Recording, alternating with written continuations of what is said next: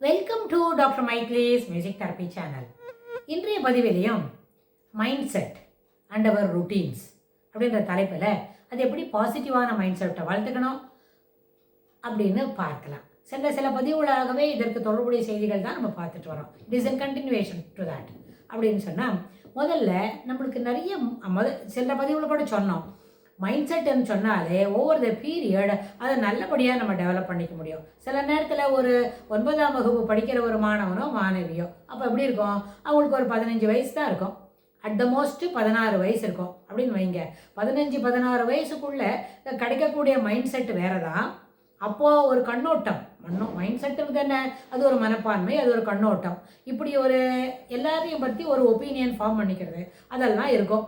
அந்த opinion form பண்ணிக்கிறதுக்கு அந்த 15 வயசில் என்ன மெச்சூரிட்டி வந்திருக்கும் ரொம்ப தெரியாது. வீட்டில் இருக்கிறவங்கள பற்றி அவங்க எப்படி நடந்துக்கிறாங்க, அவங்க என்ன போய் பேசுகிறாங்களா, நிஜம் பேசுகிறாங்களா, அவங்க உள்ளதை இல்லைன்னு சொல்கிறாங்களா, அல்லது இல்லாததை இருக்குதுன்னு சொல்கிறாங்களா அப்படின்னு தான் குழந்தைங்களுக்கு ஏதோ புரிஞ்சிருக்கோன்னு சொன்னால் on that basis only they might have developed அவங்களோட ஒரு ஒப்பீனியனை ஃபார்ம் பண்ணிப்பாங்க.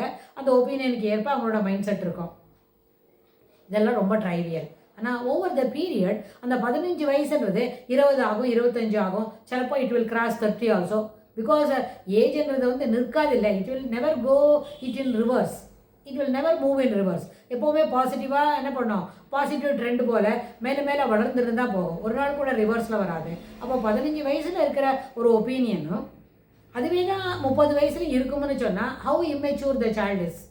15 வயசில் இருக்கும்போது வி கேன் சே இது ஒரு அடோலசன்ஸ் பீரியடு, இம்மெச்சூராக தான் இருப்பாங்க, வி கேன் ஜஸ்டிஃபை அந்த நோட்டுக்கே அந்த ஒரு கண்ணோட்டம் அதை வந்து நம்ம ஜஸ்டிஃபை பண்ணலாம், தவறாக இருக்கிறது சகஜம்தான்னு.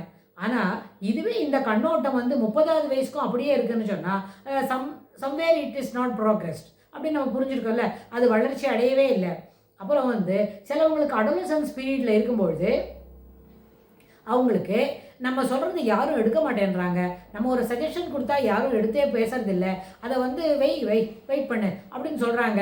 இட் இஸ் ஹைலி, எங்களுக்கு வந்து சகிக்கவே முடியல, நானும் தானே சஜஷன் சொல்கிறேன் அப்படின்னு நினைப்பாங்க. இதை நம்ம அடோலசன்ஸ் பீரியடை பற்றி பேசும்பொழுது அதை பற்றி சொல்லியிருக்கிறோம். ஆனால் அந்த அடோலசன்ஸில் இருக்கும்பொழுது நம்ம கொடுக்குற எல்லா சஜஷனுமே கொஞ்சம் இம்மெச்சூராக தான் இருக்கும்.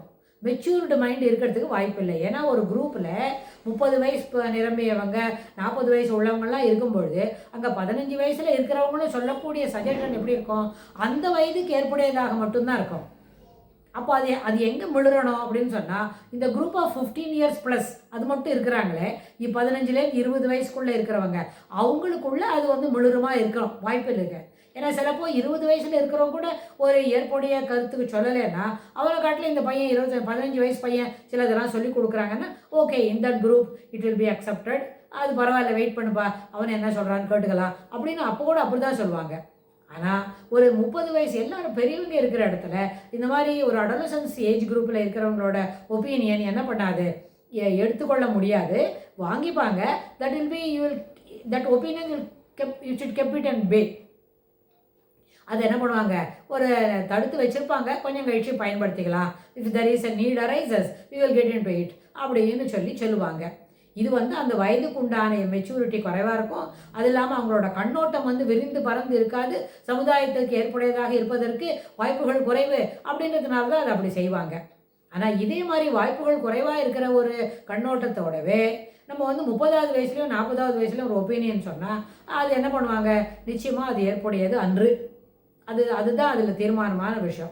இந்த அடிப்படையில் பார்க்கும்போது positive attitude, the mind set எப்படியெல்லாம் வளர்த்துக்கணும்னு சொன்னால் சிலவங்க எப்போவும் என்ன பண்ணுவாங்க, ப்ராப்ளத்தை பற்றி தான் பேசுவாங்க. இது ப்ராப்ளம், அது ப்ராப்ளம், அங்கே போனால் அது இல்லை, எதுவுமே எல்லாமே ப்ராப்ளமாக இருக்குது, ப்ராப்ளமாக இருக்குது அப்படின்னு சொல்லி they started speaking about problems only. No ப்ராப்ளம்னு ஆரம்பித்து எல்லாமே ப்ராப்ளமாக சொல்லிட்டு இருப்பாங்க. அது ஒரு மைண்ட் செட்டு, அது ஒரு மைண்ட் செட்டு. அதனால் அந்த மாதிரி ப்ராப்ளத்தை பற்றி சொல்கிறத காட்டிலும் நம்ம என்ன செய்யணும்னு கேட்டால், if you started continuously speaking about whenever there is an opportunity, யாரோ 2 பேர் வராங்க அவங்களோட பேசுகிறோம் அப்படின்னு சொன்னால் உடனே ப்ராப்ளம் பற்றி தான் பேசுறது அப்படின்னா அந்த ப்ராப்ளத்துலேருந்து விடுபடணும் அப்படின்றத காட்டிலும் ப்ராப்ளத்தை காட்டிலும் அதுக்கு என்ன சொல்யூஷன் அப்படி தான் பார்க்கணும். எப்போவுமே ஒரு 4 பேர் வரப்போகிறாங்க இதான் இருக்குது அப்படின்றத காட்டலாம் இதுக்குள்ளேயே எப்படி சிறப்பாக சமைக்கிறது, இதுக்குள்ளேயே சிறப்பாக எப்படி இதை வந்து பெலாட்டபுளாக நம்ம தயார் பண்ணுறது, அப்படி தான் யோசிக்கணுமே தவிர இதில் வந்து என்ன இதாக இருக்குது அப்படின்னு சொல்கிறத காட்டலாம். இது வந்து தட் ஷோஸ் அந்த மெச்சூரிட்டி ஆஃப் மைண்டில் ரொம்ப குறைபாடு உடையது இருக்குது. ஏன்னு கேட்டால் சிலவங்க சொல்லுவாங்க, சில பதிவுகளுக்கு முன்னாடி பகிர்ந்துக்கிட்டோம், ஒரு அரை டம்ளரில் பால் இருக்குதுன்னு சொன்னால் அரை டம்ளர் 2 கல்ப்பு குடித்த பிறகு பால் குறைவாக தான் இருக்கும்.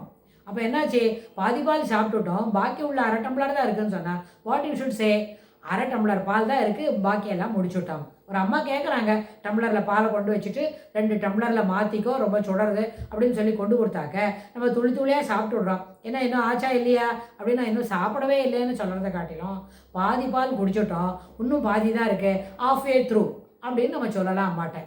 அப்போ என்ன, பிள்ளைங்க நம்ம வந்து கொடுத்ததை குடிச்சிருக்கிறாங்கன்னு அவங்களுக்கும் ஒரு நம்பிக்கை வரும், நல்ல திருப்தி இருக்கும், நமக்கும் அம்மா குடித்ததை பாதிக்கு மேலே கொடுத்ததை பாதிக்கு மேலே குடிச்சிட்டோம் அப்படின்னு தோணும்.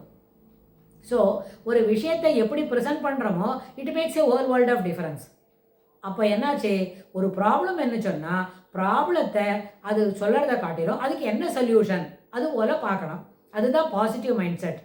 அதுதான் நம்மளோட மெச்சூர்டு மைண்ட் செட். அதாவது வளர்ந்துருக்கோம், வாழ்க்கையில் வயது ஏறி இருக்கிறது, அதற்கு உண்டான அளவுக்கு மனம் முதிர்ச்சி அடைந்திருக்கிறது, அதற்கு ஏற்ப நம்மளுடைய கண்ணோட்டங்கள் இருக்கின்றது, அதற்கு ஏற்ப நம்முடைய மனப்பான்மை வருகிறது.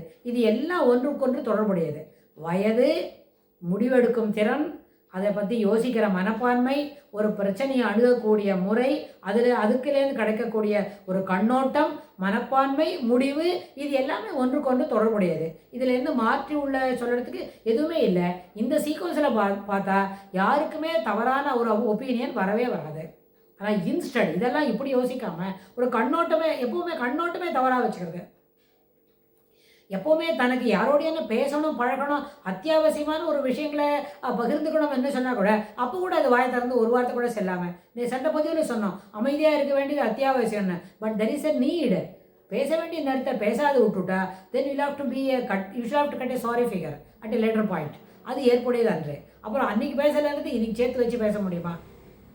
அதுவே முடியாது. ஒரு பேச்சு போட்டி நடக்கிறது, அன்றைக்கி நம்மளுக்கு ஏதோ குணம் சரியில்லை, என்னது சரளமாக பேசுகிறதுக்கு வார்த்தைகள் வரலை, படித்ததெல்லாம் மறந்து போயிடுது அப்படின்னு சொன்னால் அதுக்கு பதில் இன்றைக்கி சைலண்டாக தான் உட்காந்துருக்கோம், வீட்டில் இருக்கோம், we can able to speak ஃப்ளூயன்ட்லின்னா இப்போ நம்மளுக்கு ப்ரைஸ் கொடுப்பாங்களே, இது பேச்சு போட்டியாக எதுவுமே இல்லை.